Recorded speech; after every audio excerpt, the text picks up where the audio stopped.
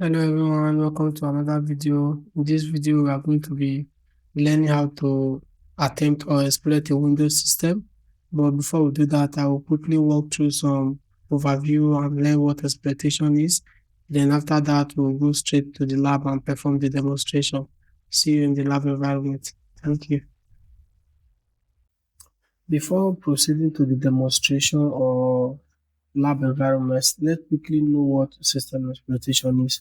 Well, system exploitation in ethical hacking refers to the process of identifying and exploiting vulnerabilities in computer systems, network, or application to gain unauthorized access, escalate privilege, or achieve other malicious objectives.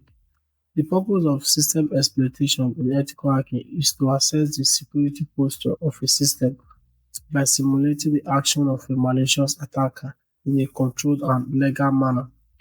Ethical hackers, also known as penetration testers, use this technique to help organizations find and fix security flaws before they can be exploited by malicious hackers. The stages of system exploitation in ethical hacking typically involve the following steps. The first step, of course, is reconnaissance, gathering information about the target system, such as operating system, software version, and network configurations to identify potential vulnerabilities. We also have vulnerability identification, scanning and analyzing the target system to discover weaknesses that can be exploited, such as unpatched software, misconfiguration, or weak credentials. Now we move to the exploit development or research. You can create or choose an exploit that takes advantage of the identified vulnerabilities to gain unauthorized access or escalate privileges. Now we also have the exploit execution.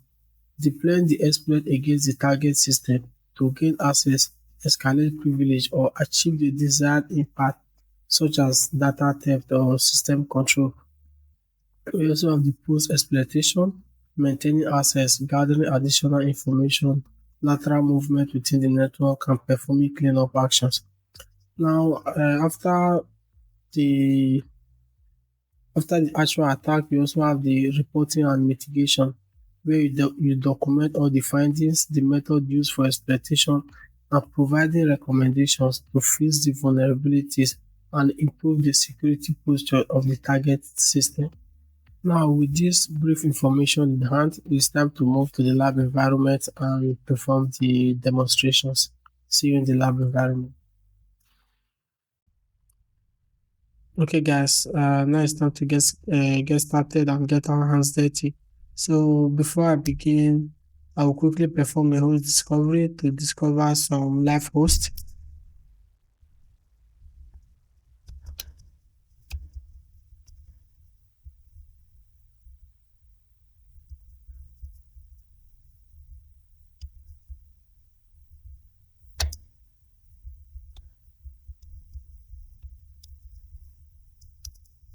So what I'm doing is I'm telling Mmap to perform a ping sweep, which is to try and dictate any live host in this subnet. So according to the scan, I think it's over. Mmap was able to discover some live hosts. Now I will be picking a target and perform additional scan on the target and see what's happening. So in my case, I'm going to pick this IP and perform a further Mmap scan on it. So I'll be quickly performing a service version detection and to try and identify if there are some open ports.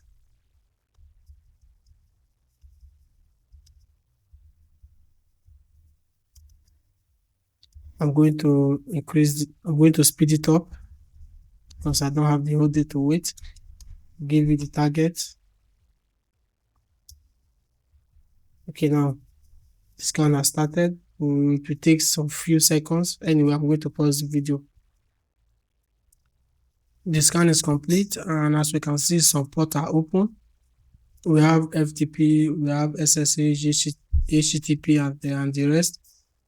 Now that we have some port open and their service version, according to the FTP, it's a Microsoft FTPD. We also have the SSH, Open SSH version 7.1.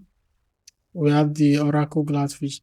So the next step is to try and perform or search for public exploit if any of these if any of the version have a vulnerability that affect them.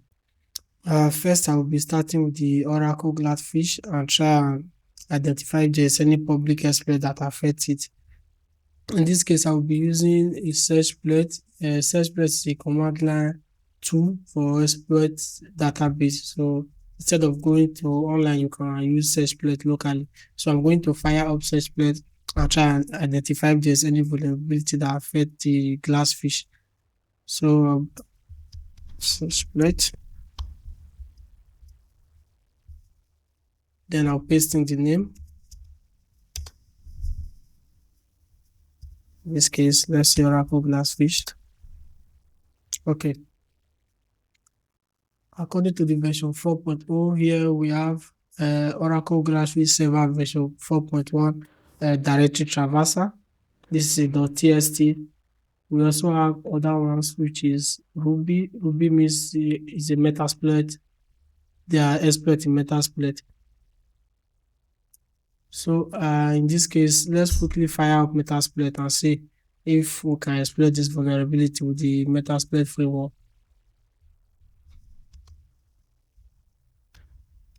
So I'll be firing Metasploit. Okay, the next step is to search for the Oracle Glassfish. So,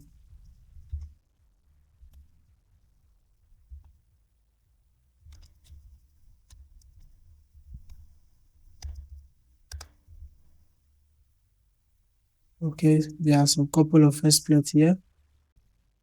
This should be the correct exploit, but we have a problem. We cannot exploit it because, as I said, this is a Glassfish deployer server authenticated code execution, which means to be able to use this exploit, we have to have credentials. And at this moment, we don't have the credentials. So in this case, we are not able to exploit this vulnerability because it's an authenticated code execution. So this is a dead end. This is a dead end. We are going to try and go back to the system and see if we can find other ways to exploit it. Now I'm going to exit the Metasploit framework.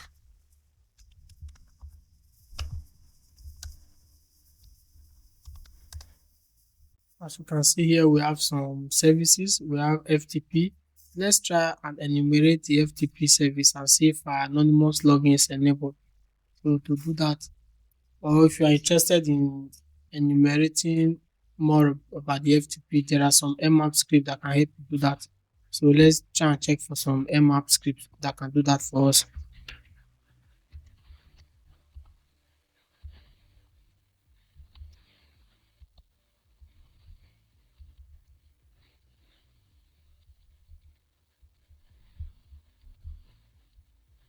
And I'm going to grab it.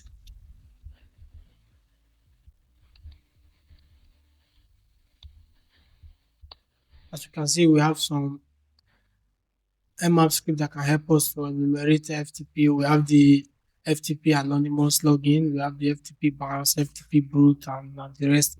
But I'll be performing a default script. I will not be using any of these script here.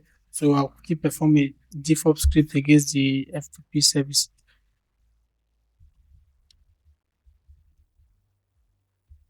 The port is port 21. Then we are going to perform the default script. I will speed up the scan and give you the target. Is this the correct target? I'm not sure. Okay.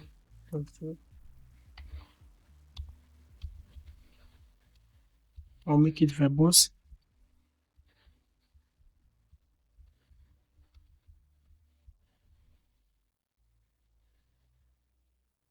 Okay, the scan is complete. As you can see, the port is 21, the state is open, the service is FTP. Now, what the first can perform is Windows NT. There is nothing here. So I'll be forced to use the script now. Let's try. So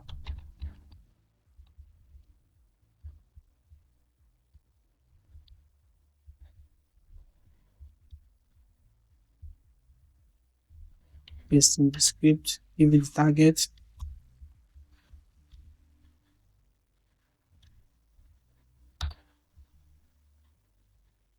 still nothing. It seems I'm not getting the result I wanted, but that does not change the fact that this FTP service is vulnerable to FTP anonymous login. I know that because this is my lab environment. But anyway, let's move to the next step. The next step is we know that the SMB is open, so we are going to try to perform a brute force attack against it if we can find the valid credentials. So to do that, I will be using Hydra to perform a brute force with the SMB protocol. So I already have a customized word list. I have a username and password because we all know that the success of of any brute force attack depends on the word list you are using. In this case, I have a customized word list that I will be using. Now let's perform a brute force against the SMB protocol. If you are not familiar with Hydra, you can use the help menu. We have some example, the dash L for the user. If you have a user list, you use the capital L and so. In this case, I'll be performing both the user and the password brute forcing. These are some of the options. If you have the time, read through it and learn how to use it. Okay,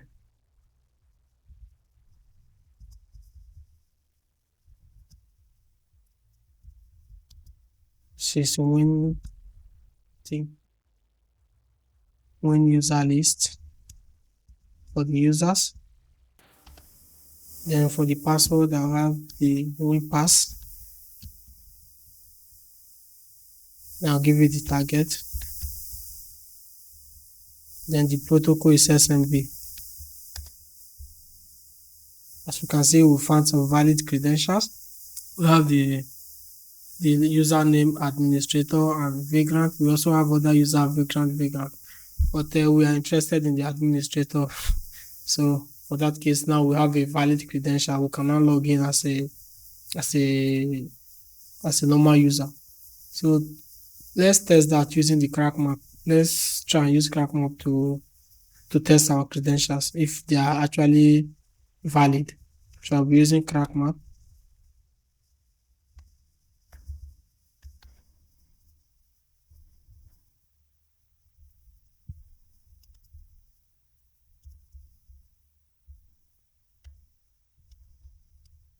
Then the username should be administrator. And the password is vagrant.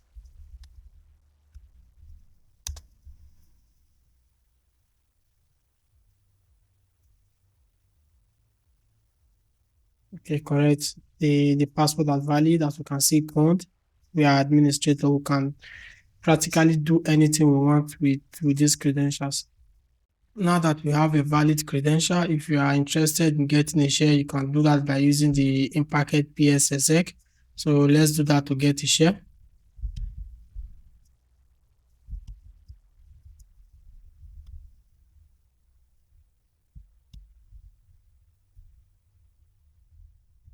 I'll give you the username, which is the administrator. At the target.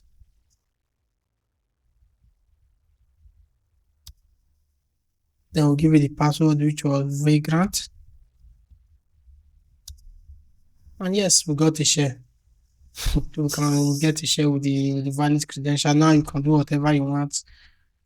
Anyway, we end here, but there are other ways to also get a share because I know that this system is vulnerable. Though we didn't enumerate the SMB well enough before performing the brute force attack. Now let's try and enumerate the SMB itself and see if we can find any vulnerability. We'll be using the MR scripting engine to help us do that. So I'll list some of the script available with the SMB protocol.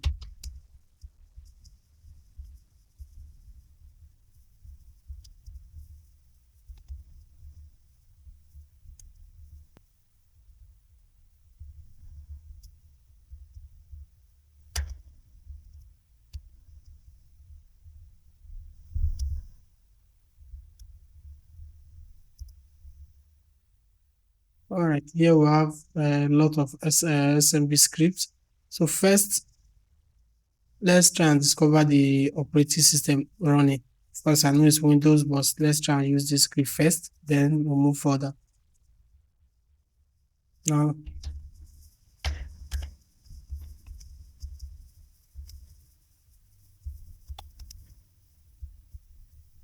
that was 445 for SMB. Then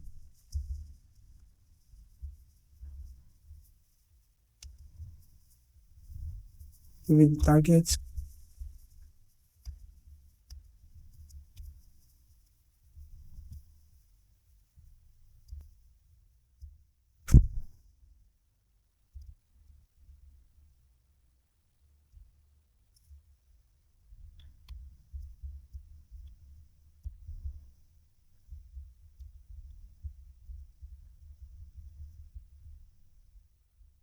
Okay, with the script, we are able to identify the operating system. This is a Windows Server 2008 R2 Standard Service Pack 1. Perfect.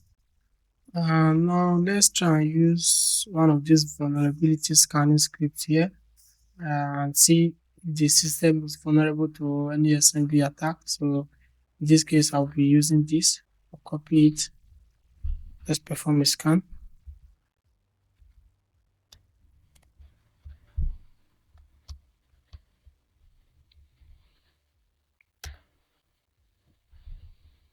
Well, the whole script result, SMB vulnerabilities to the script we used. The result is telling us that it is vulnerable to remote code execution vulnerability in Microsoft SMB server. Okay. Now we also have the CVE 2017. The risk factor is high. Perfect. Now that we know that this system is vulnerable, let us go to Metasploit and see if we have this, if we can find a module for these vulnerabilities. So I'm going to copy this name. I'll fire out Metasploit.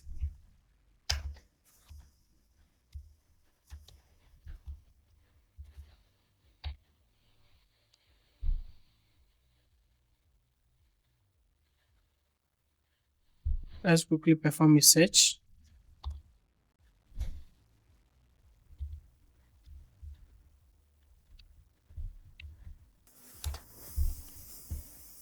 Alright, there are some couple of vulnerabilities. Here we have Exploitation. These are all auxiliaries. Okay, this is the exploit we're looking for. Exploit Windows and VMS 17. Okay, we are going to copy this exploit.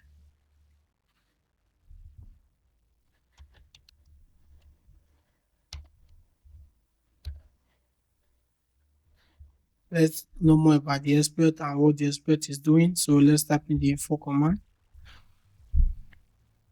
It is recommended to know before to use any module, you have to know what they are doing. Alright, let's read the description. This module is a part of the equation group Eternal Blue exploit, part of the firstborn toolkit released by Shadow Workers. There is a buffer overflow may move operation in this case. So this exploit, like the original, may not trigger 100% of the time and should be run continuously until triggers. The module will attempt to use anonymous login by default to authenticate to perform the exploit. If the user supply credential in the SMB user password and domain option, it will use those instead. Okay. How to use it? Let's see if there's any options. So let's show the options. If there's anything needed to be configured. Okay, the exploit target is automatic. We are going to leave the default L host and the default port. We are going to leave those. Then the only thing we need here is the arrow host. We have to set the target. Then set.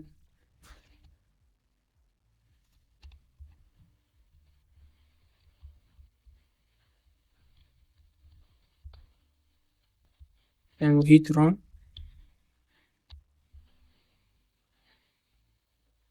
Host is likely vulnerable. Let's see.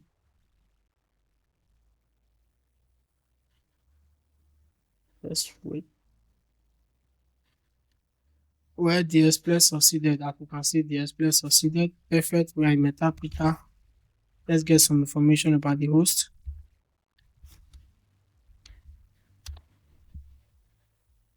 The computer is Vagrant. The name is OS Windows Server 2008. We already know this. We are anti-authority system. Let's see some available commands we can use. Anyway, I will not be attempting to perform, let's say, privilege escalation or others. So any post exploitation will not perform in this video. In the future video, I'll be covering about privilege escalation and post exploitation things. So here are some of the commands we can use, but in this case, we don't need them. I'm going to exit it.